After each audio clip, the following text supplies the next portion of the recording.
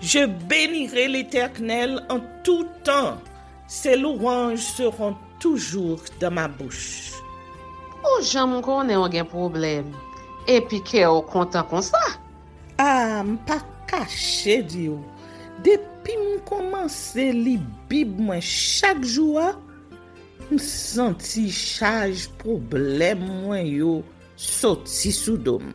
Oh, si c'est comme ça, moi pour aller couvrir acheter un Bible. Dégagez au marché. Mais en attendant, ou qu'attendez radio télévision d'espoir?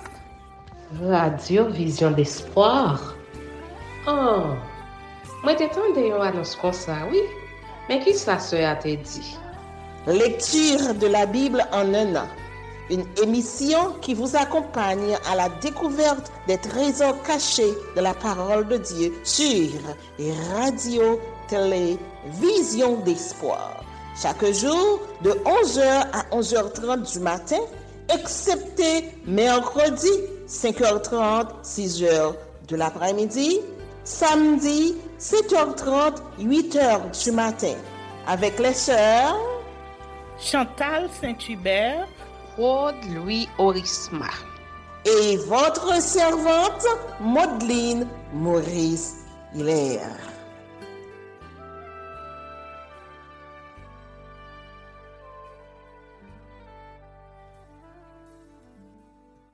Saint-Esprit de Dieu, fais-nous la grâce de jouir de ta présence durant cette lecture qui enseigne, convainc, corrige, instruit et qui sauve.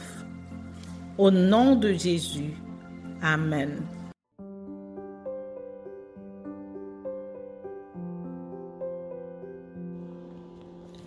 Esdras, chapitre 5. La construction du temple reprise.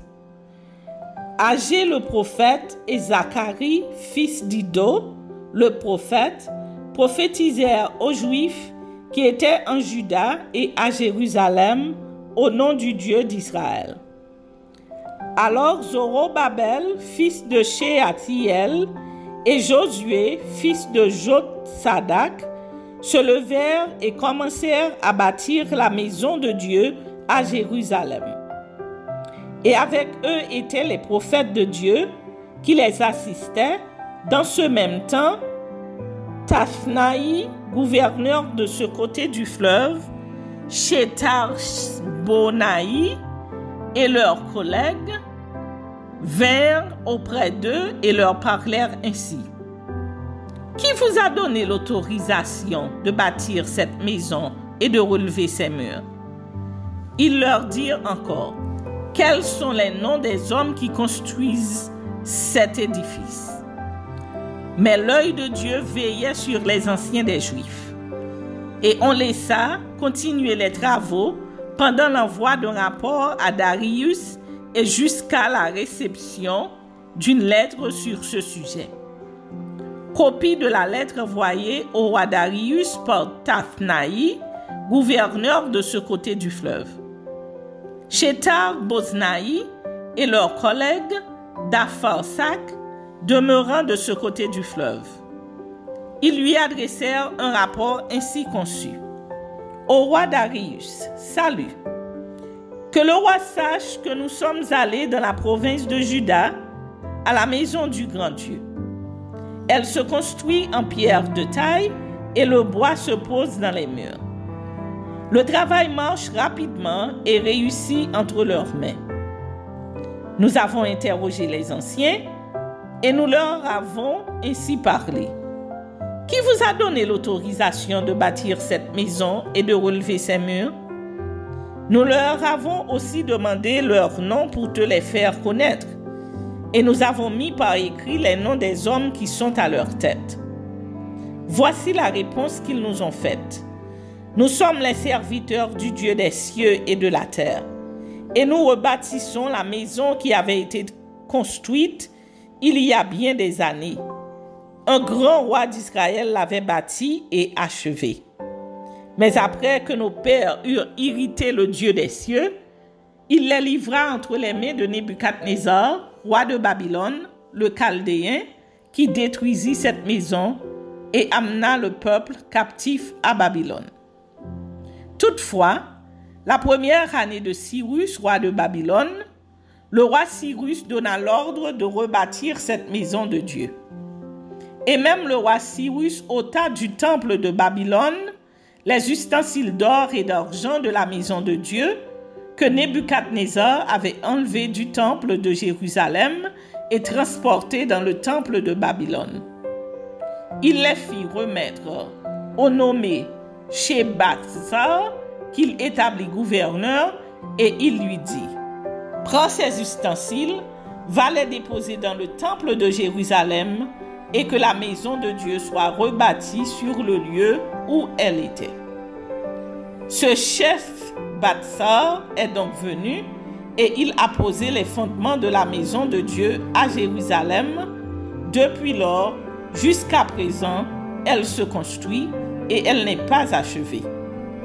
Maintenant, si le roi le trouve bon, que l'on fasse des recherches dans la maison des trésors du roi à Babylone pour voir s'il a eu de la part du roi Cyrus un ordre donné pour la construction de cette maison de Dieu à Jérusalem. Puis, que le roi nous transmette sa volonté sur ce sujet.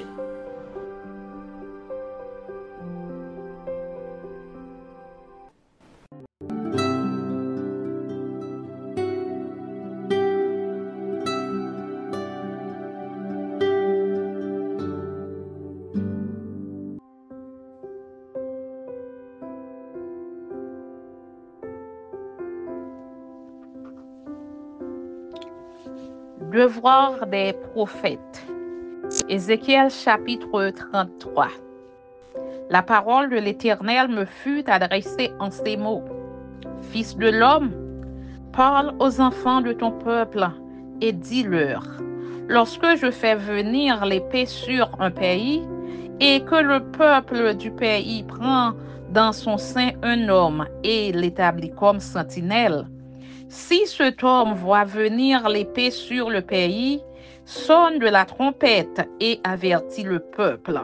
Et si celui qui entend le son de la trompette ne se laisse pas avertir et que l'épée vienne le surprendre, son sang sera sur sa tête. Il a entendu le son de la trompette et il ne s'est pas laissé avertir. Son sang sera sur lui. S'il se laisse avertir, il sauvera son âme. Si la sentinelle voit venir l'épée et ne sonne pas de la trompette, si le peuple n'est pas averti et que l'épée vienne enlever à quelqu'un la vie, celui-ci périra à cause de son iniquité, mais je redemanderai son sang à la sentinelle. Et toi, fils de l'homme, je t'ai établi comme sentinelle sur la maison d'Israël. Tu dois écouter la parole qui sort de ma bouche et les avertir de ma part.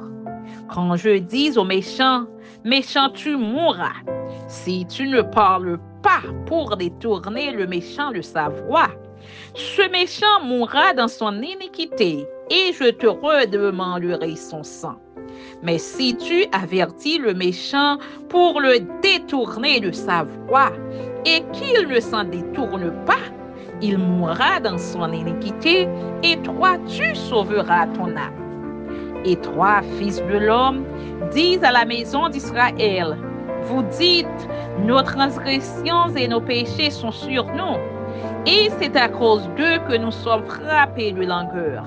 Comment pourrions-nous vivre?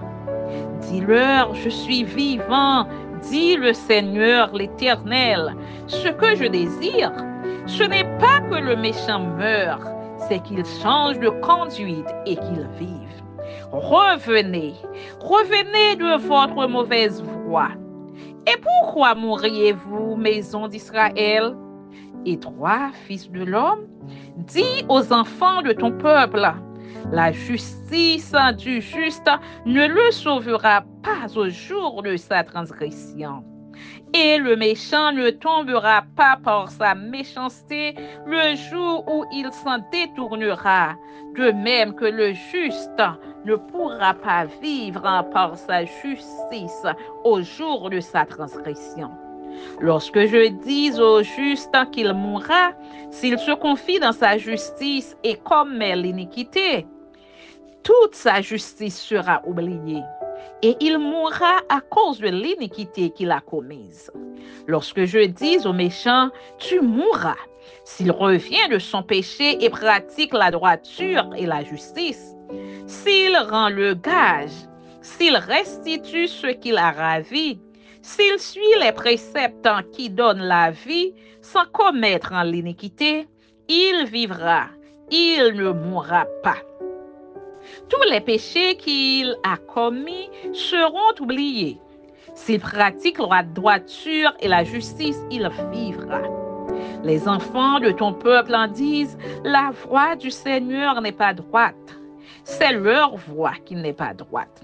Si le juste se détourne de sa justice et commet l'iniquité, il mourra à cause de cela. Si le méchant revient de sa méchanceté et pratique la droiture et la justice, il vivra à cause de cela. Vous dites, la voix du Seigneur n'est pas droite. Je vous jugerai chacun selon ses voies, maison d'Israël. À l'occasion de la prise de Jérusalem, la 12e année, le 5e jour du 10e mois de notre captivité, un homme qui s'était échappé de Jérusalem vint à moi et dit, la ville a été prise. La main de l'Éternel avait été sur moi le soir avant l'arrivée du fugitif. Et l'Éternel m'avait ouvert la bouche lorsqu'il vint auprès de moi le matin. Ma bouche était ouverte et je n'étais plus muet. Alors la parole de l'Éternel me fut adressée en ces mots. Fils de l'homme, ceux qui habitent ces ruines dans le pays d'Israël disent, Abraham était seul et il a hérité le pays. À nous qui sommes nombreux, le pays est donné en possession. C'est pourquoi dis-leur, ainsi parle le Seigneur l'Éternel. Vous mangez vos aliments avec du sang, vous levez les yeux vers vos idoles, vous répandez le sang, et vous posséderiez le pays. Vous vous appuyez sur votre épée, vous commettez des abominations. Chacun de vous déshonore la femme de son prochain, et vous posséderiez le pays. Dis-leur, ainsi parle le Seigneur l'Éternel, je suis vivant. Ceux qui sont parmi les ruines tomberont par l'épée.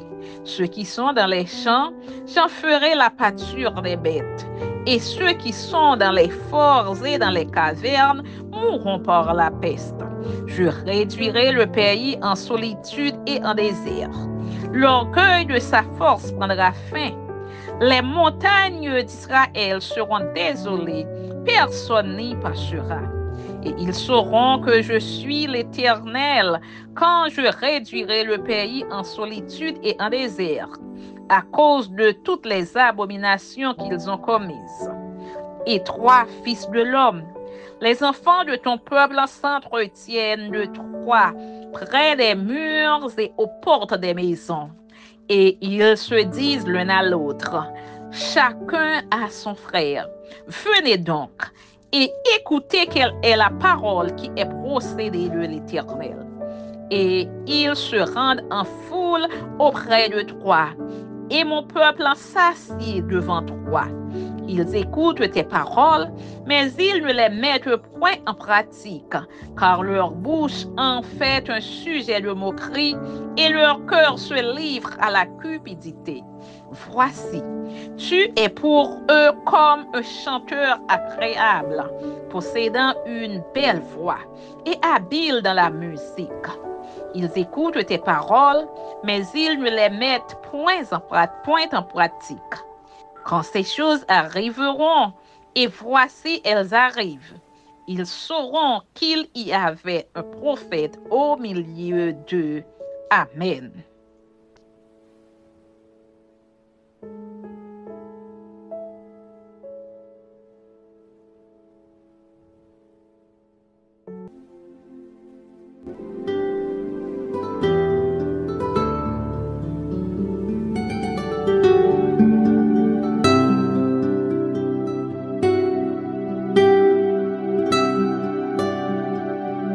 Merci Seigneur de nous donner le discernement dans la lecture de ta parole, que nous y prêtions attention afin d'appliquer notre cœur à la sagesse.